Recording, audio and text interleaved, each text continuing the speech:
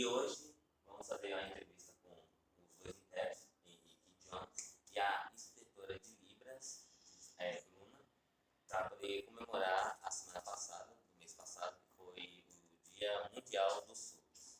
Sejam bem-vindos, Henrique, John e Bruna. E a primeira pergunta é: por que vocês escolheram ser intérprete e há quanto tempo vocês atuam nessa área?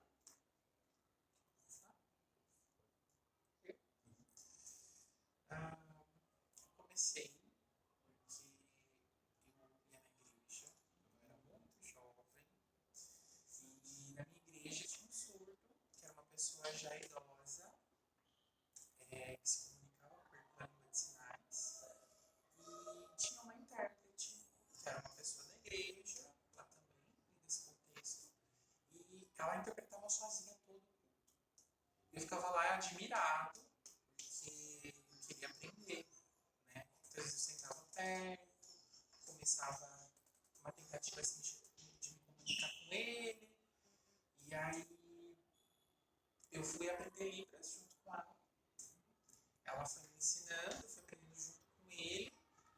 Era um contexto mais complicado, porque ele tinha uma sinalização muito antiga, né? Então, foi uma pessoa que teve que se constituir como sujeito pela língua portuguesa, e depois que ele foi aprender Libras, né? Ele teve um processo de escolarização muito complicado, né?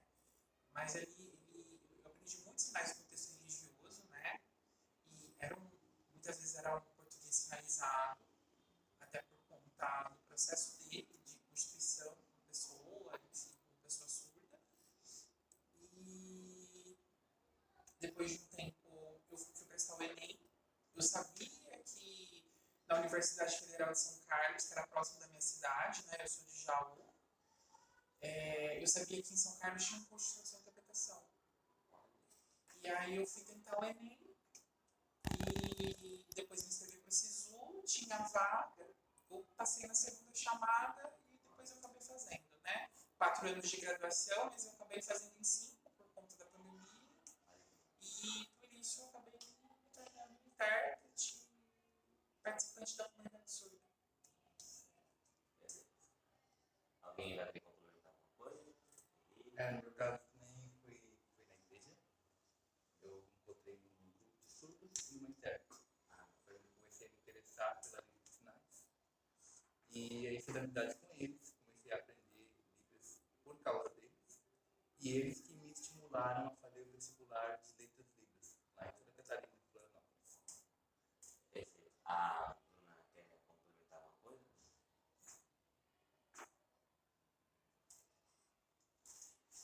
Então, eu não faço o mesmo que eles fazem, né? Não sou intérprete igual a eles. Meu trabalho é diferente do deles. Certo. Sou instrutora de Libras. E o que faz uma instrutora? Eu ensino Libras para os alunos que já sabem Libras, que não sabem Libras, e para os alunos que já sabem Libras, eu auxilio eles no reforço para que eles consigam evoluir. Porque às vezes eu percebo algumas coisas linguísticas que faltam para eles, e esse é o meu papel. Olha, muito interessante, gostei. A segunda pergunta é: como funciona o processo de aprendizagem com os alunos surdos? Essa pergunta eu acho que combina muito com a Bruna. Ela pode responder melhor. Então, como que o surdo aprende? Como é que funciona? Porque os surdos e os ouvintes podem aprender no mesmo nível. Só que os ouvintes aprendem através da audição, e os surdos não, obviamente. Então, o surdo ele é muito mais visual. Ele é um ser muito mais visual. Ele aprende através de desenho, através das mãos. Por isso que a gente utiliza muito a língua de sinais, para que chegue a informação até eles. A maioria dos surdos conseguem sinalizar muito melhor, aprender muito melhor, se eles forem colocados numa escola bilíngue. A escola bilíngue, ela ensina os conteúdos em Libras e ensina também o português. Aí, a partir disso, eles são colocados depois na escola de inclusão. Eles aprendem a Libras e o português. Depois, quando eles vão para a escola de inclusão, eles têm um intérprete que vai auxiliar eles, eles evoluem muito melhor dessa forma. Olha, interessante, muito pensando nesse detalhe. A terceira pergunta é: no ponto de vista geral, a comunicação em Libras deve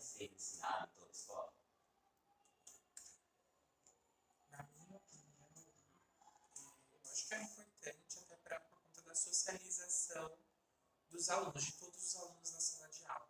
Eu acho que é fundamental, né, em relação aos alunos, mas também aos professores, né? A gente ainda tem essa dificuldade de a gente não ter a Libras como componente curricular, né? Como diz aqui na prefeitura de São Paulo de Jinan não tem Libras dentro do currículo, mas algumas cidades, por exemplo, no Rio Grande do Sul, as escolas municipais têm a disciplina de Libras, né? E isso acho que estimula um pouco o engajamento de toda a escola a aprender Libras e se comunicar com os alunos que pertencem também àquele espaço. Eu acho importantíssimo. Eu acho que falar sobre inclusão numa escola, sem falar sobre a comunicação fora da sala de aula, não significaria uma inclusão completa. Então, o aluno ele não vai estar apenas dentro da sala de aula, ele precisa falar com alguém da secretaria, precisa conversar com alguém na cantina, na diretoria. Então, se souber falar pelo menos o básico da língua dos sinais, já eu acho que inclui muito mais do que ter apenas um intérprete na sala de aula, ou ter apenas um instrutor na sala de aula. A Bruna quer complementar também? Então, eu acho importantíssimo. Por exemplo, no meu caso, eu estudei, quando eu era criança, eu estudava na escola surda e eu achava que todo mundo era surdo, porque todo mundo sinalizava. Depois, quando eu me mudei para uma escola de ouvintes, escola de inclusão, vi o pessoal falando uns com os outros, eu falei, ué, mas antigamente todo mundo sinalizava, o que está acontecendo? Porque eu achava que todo mundo sabia sinalizar. Então eu vivia naquele mundo imaginário, né? E assim, as escolas que eu estudei tinha inglês, tinha espanhol, e ensinado em Libras é muito mais fácil, né? E por que a língua de sinais não é inclusa também? Por que todas as escolas têm o inglês e o espanhol e a língua de sinais não? A gente não se comunica em espanhol todos os dias. É muito mais fácil de encontrar uma pessoa que fala Libras que uma pessoa que fala espanhol. Por exemplo, no hospital, na farmácia, no ambiente jurídico, na escola principalmente, para o aluno não ficar dependendo sempre da família e acompanhar ele em algum local. Ou o surdo não poder sair de casa porque ele não tem como se comunicar em diversos locais. Então é importantíssimo sim. Precisa bastante isso para poder incluir, né, na sociedade escolar, né? A quarta pergunta é: você acha importante também as saídas pedagógicas que incluem os alunos surdos durante o período escolar? Eu acho que é importante porque muitas vezes dentro da sala de aula a gente trabalha com um plano do abstrato. Então, disciplinas como língua portuguesa, matemática, né, principalmente no ensino médio, lidam muito com abstrato. Né? Alguns conteúdos de geografia, né? Então, quando a gente faz a saída, de repente, quando a gente foi, por exemplo, no Museu de Geociências da USP, né, a professora Denise levou os alunos, né, então a minha turma foi, a turma que eu acompanho foi, e eles estavam estudando tipos de rocha. E lá tinha todos os tipos de rocha. Então, como o surdo apreende o mundo pela visualidade, ele está vendo a pedra que está sendo estudada na sala de aula. É muito importante para ele ter esse contato visual, né? Então, a visita possibilita que ele veja aquilo que está sendo aprendido dentro da sala de aula, né? Então, eu acho que abre mais possibilidades e ajuda, apoia bastante o nosso trabalho, né? Tanto o trabalho do intérprete quanto do instrutor. Certo. Henrique, quer complementar?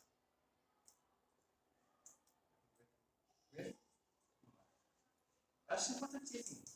Porque, por exemplo, assim, vocês conhecem a literatura, conhecem A Liberdade, a Paulista. Eles parece que eles só vivem nesse mundinho de casa para escola, de escola para casa. Então é importante eles irem para fora, conhecer novas culturas, novos lugares e conhecer outros locais que eles não conheceriam se ficassem apenas na escola. Por exemplo, na semana passada, no dia 29, a gente foi lá no Pinheiros, no bairro de Pinheiros. E a gente foi para uma sorveteria, que chama-se Rio Sordo. E eu falei para eles: vocês conhecem onde fica o Rio Sordo? Eles disseram que não. Eu falei assim: é uma sorveteria onde o dono e os funcionários são surdos. Ele disse: como assim? Eu não sabia que isso era possível. E a gente fez um passeio com eles até lá. Então a gente levou eles para aquela feira cultural também aqui em Santa Mara. Para eles conhecerem outro tipo de cultura, cultura da periferia, do funk.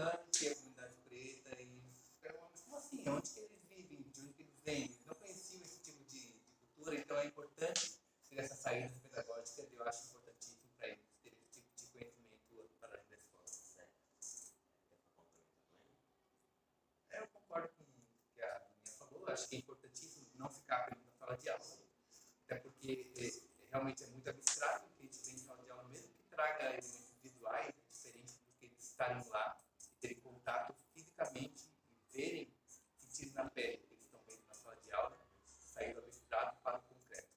Então, a saída pedagógica eu acho que complementam perfeitamente o nosso conteúdo da escola. Ou seja, em resumo, é importante eles conhecerem a nossa metrópole, né, que é o coração do Brasil. Bom, vamos lá. A quinta pergunta é: há outros alunos com deficiência que auxiliam no processo de aprendizagem e nas saídas pedagógicas também? Vocês auxiliam ele nas saídas pedagógicas, em horário de aula? O nosso papel enquanto intérprete é fazer o atendimento para os alunos surdos apenas, né? Mas a gente também entende que dentro da sala de aula a gente também participa de toda aquela organização. E é claro, a gente percebendo às vezes uma lacuna, alguém precisando de ajuda, de algum apoio, a gente está lá para todos os alunos, não somente para os surdos, né? Mas exclusivamente a nossa responsabilidade aqui dentro da escola, eu, o Henrique, a Bruna, é o atendimento exclusivo para os alunos surdos. Alguém vai querer complementar mais? Então, na sala de aula aqui do Mineu, a sala que eu atuo, nós temos surdos, mas também temos alunos surdos com outras deficiências associadas. Nós temos 3. Temos alunos com TI, com autismo e com paralisia cerebral. Então, cada um deles tem a sua especificidade. Então, tem alguns deles que a gente não pode sinalizar diretamente, a gente tem que ir dando algumas dicas, algumas pistas verbais para eles. Tem outros que ainda não se comunicam de forma fluente, tem que explicar para eles como que eles fazem para pedir para ir no banheiro. Então, depende da especificidade de cada um. A gente precisa adotar estratégias diferentes para cada um deles.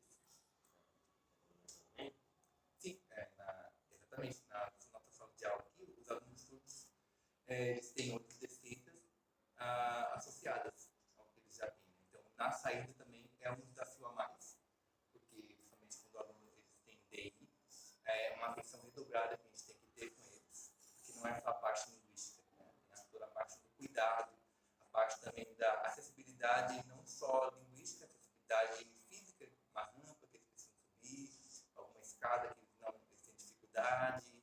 Então, a gente acaba tendo um esforço um pouco a mais por conta desses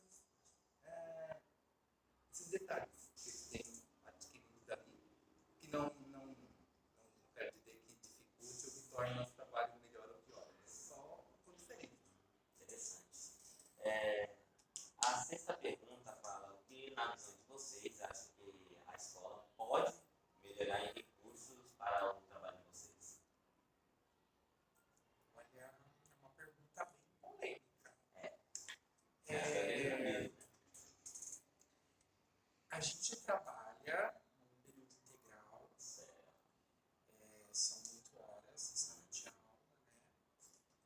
E uma carga horária muito pesada e muito puxada, porque o nosso trabalho, a nossa atividade, né? A gente aprende na universidade que a tradução e interpretação é uma atividade discursiva. Então, quando a gente traduz ou interpreta, a gente não está só dizendo, repetindo aquilo que o interlocutor, aquela pessoa que anuncia, está falando naquele momento.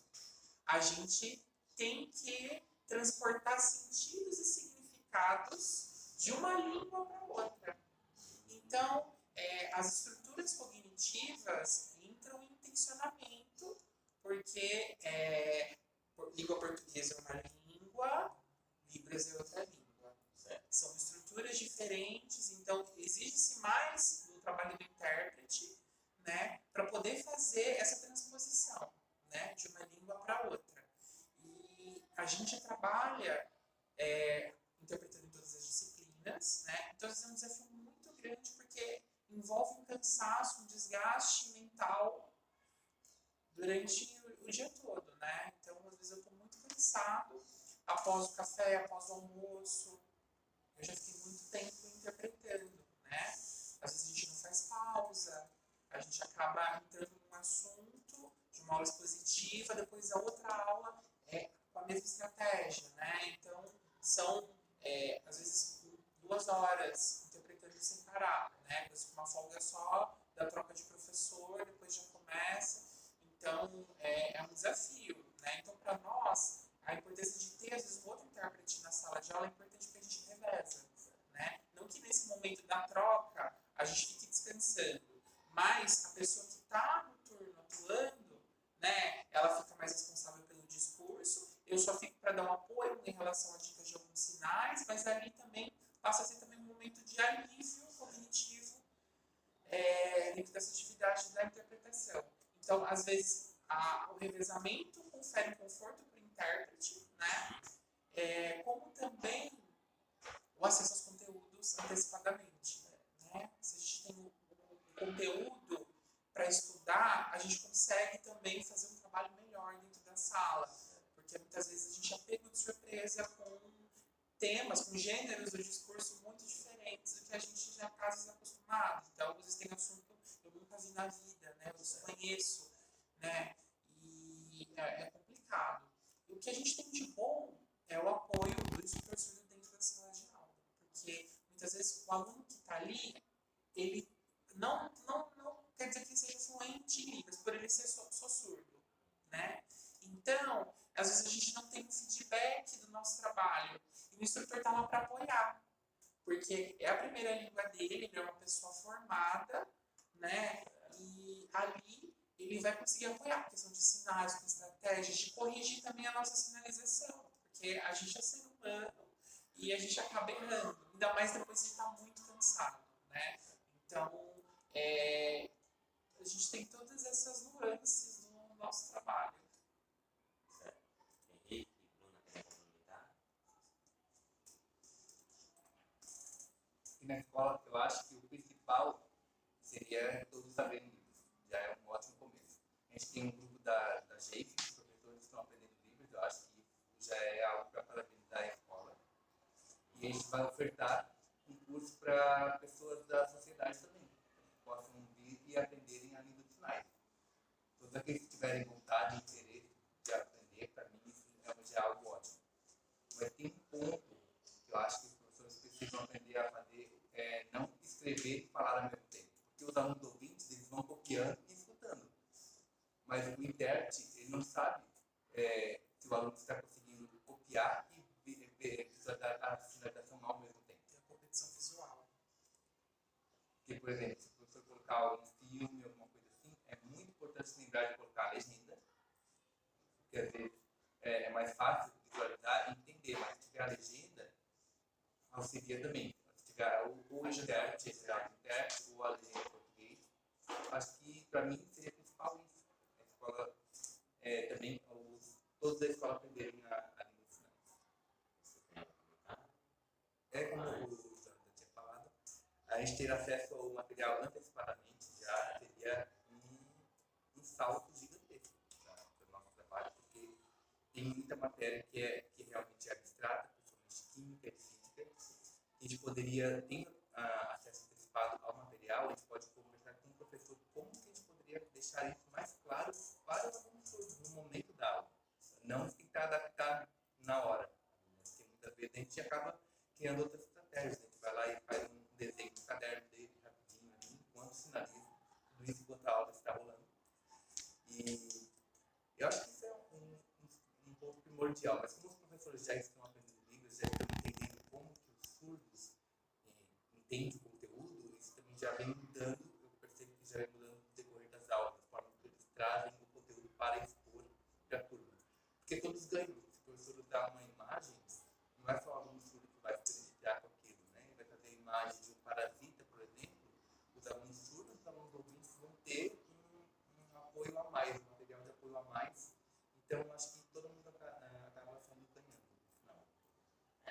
Interessante saber, né, como que é bom essa discussão, né, para ver se a escola consegue dar um suporte melhor, que cada um ajuda e uma melhorada, né, no ambiente escolar. E a última pergunta, o que vocês acharam dessa entrevista? Eu fiquei muito lisonjeado, fiquei muito feliz pelo convite, né? E quero agradecer porque eu acho importante vocês olharem também para os alunos surdos, né? Que a gente tem na escola. Infelizmente, às vezes a gente se depara com situações, às vezes os próprios alunos daqui da escola, às vezes de outras turmas, não sabem que tem alunos surdos aqui matriculados, né? Às vezes não vê o intérprete, não vê o nosso trabalho, né? Então, é importante mostrar essa visibilidade, né? Eu acho que trazer também, claro, sempre a opinião, a voz das pessoas surdas, né? Porque elas estão aqui, elas têm uma língua, têm uma voz, elas transitam nesse espaço, elas também estão a cada dia mais modificando também esse espaço, né? Para que seja também cada vez mais inclusivo para todos. Então, eu achei interessante esse convite e eu agradeço. Eu fiquei muito feliz também, porque o surdo normalmente, numa escola de língua, ele está muito acostumado a finalizar com outros surdos, e quando chega numa escola de inclusão, ele se sente invisibilizado, assim, como se fosse deixado de lado. Então, dar essa visão para os surdos é algo muito importante para a gente. Tipo assim, falar sobre intérprete, falar sobre instrutor surdo, para que falar sobre isso? E eu achei interessante mostrar essa visão, como que é a nossa visão sobre o nosso trabalho, falar sobre a identidade, cultura e a língua surda. E eu achei muito legal vocês escolherem esse tema para essa reportagem. Muito obrigado. Eu fiquei muito feliz também pelo convite, fiquei honrado. Não esperava estar aqui hoje falando sobre o nosso trabalho, que para a gente parece algo muito óbvio, mas para muita gente que vai assistir talvez não seja. Principalmente o trabalho do instrutor surdo, que é um trabalho importantíssimo, que auxilia muito, não só o intérprete, como o aluno e o professor na sala de aula. E só quero agradecer vocês por essa oportunidade de estar aqui hoje. Certo. Por hoje, telespectadores, é só. Curtam, comentem e mandem também opiniões. E por hoje é só. Até mais.